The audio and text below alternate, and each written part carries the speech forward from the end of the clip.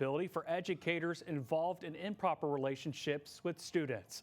Good evening and thanks for watching. I'm Brennan Gurley. Recently, there's been multiple cases of teachers having improper relationships with students.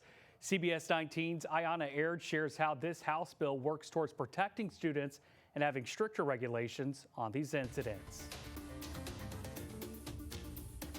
After a teacher at a local high school was sentenced to several years in prison for having an improper relationship with a student and not having to register as a sex offender, Palestine Police Chief Mark Harcrow knew something had to be done.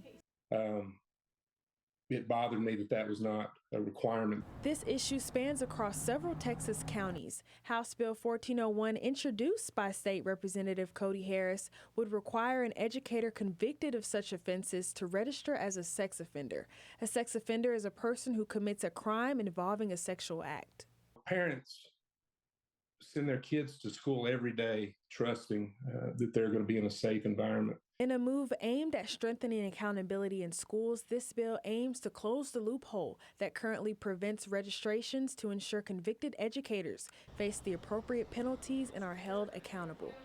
And I think common sense dictates that that loophole shouldn't exist. We should close it and make sure that anyone, regardless of where they work, who they work for, that takes advantage of our children, the most innocent among us, that they are held to the ultimate penalty and consequence available. Palestine ISD had an improper teacher-student relationship in January 2023. Public Relations Director Larissa Loveless says though the district has faced improper relationship instances, the fences need to be built and putting procedures in place.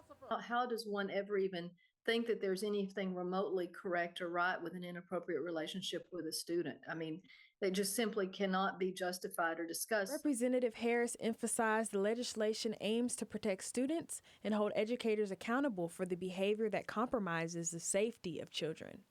Every industry, no matter what industry you look at, has bad actors.